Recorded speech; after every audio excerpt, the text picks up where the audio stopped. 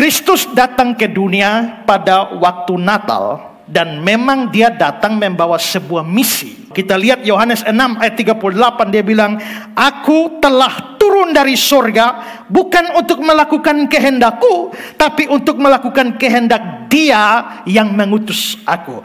Yesus mengatakan dia datang dari surga, turun dari surga, melakukan kehendak Bapaknya. Bapaknya mengutus. Berarti dia memang membawa sebuah misi. Misinya adalah untuk mati. Jadi kita semua lahir untuk hidup, tapi dia lahir untuk mati.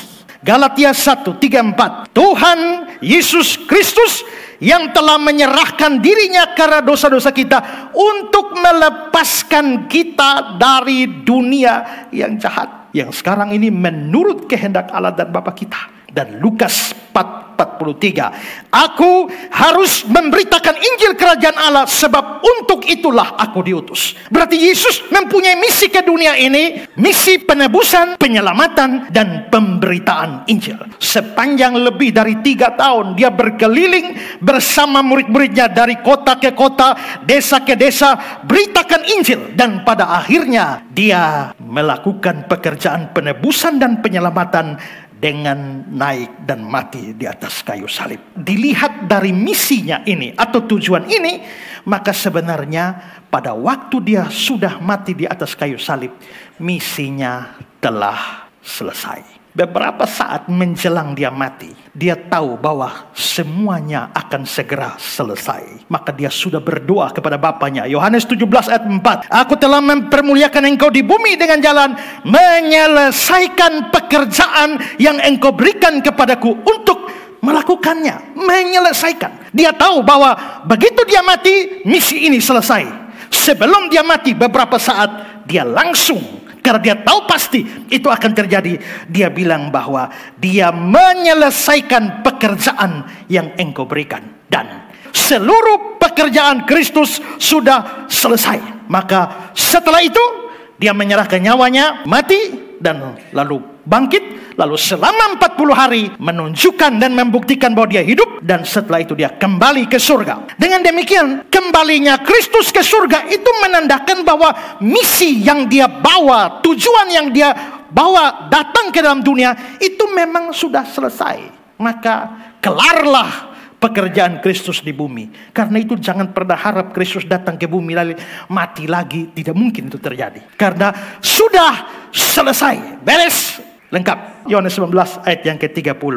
Sudah selesai. Ya, shalom Bapak Ibu, saudara-saudara. Saat ini saya ada di sebuah desa di Kabupaten Kupang. Itu jaraknya kira-kira 4 jam perjalanan dengan mobil dari kota Kupang. Dan desa ini namanya Desa Bioba. Dan Bapak Ibu, selama beberapa tahun ini saya bersama dengan GKIN Revival Kupang maupun juga Yayasan Karya Bakti Selasuru menaruh perhatian untuk pelayanan di desa ini.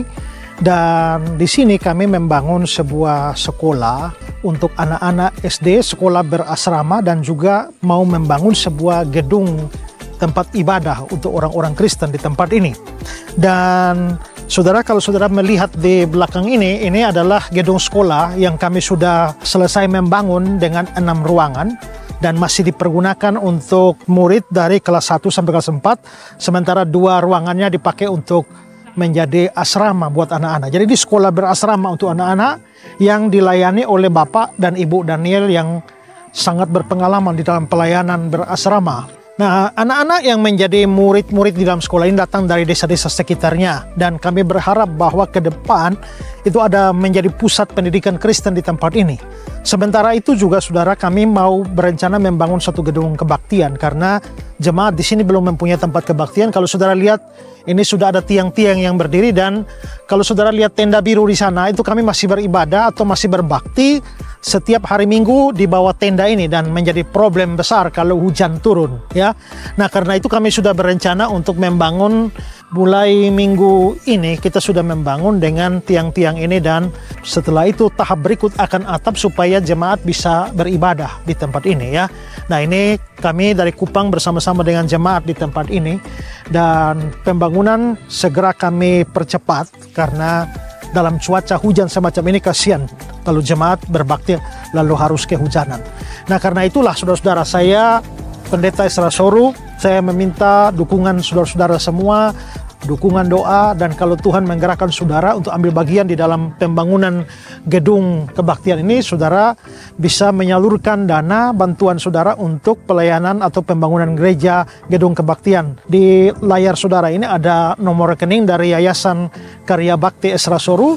Silakan saudara berdonasi di sana dan memberikan catatan untuk pembangunan gedung ibadah di Desa Bioba, Kabupaten Kupang ya. Nah, karena itu mari saya sekali lagi memberikan kesempatan buat kita. Mungkin kita punya banyak hal untuk kita dukung dalam pelayanan.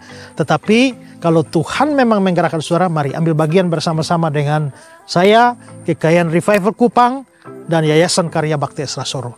Biarlah jemaat Tuhan di sini boleh mendapatkan tempat yang baik untuk beribadah dan melayani. Tuhan memberkati saudara sekalian.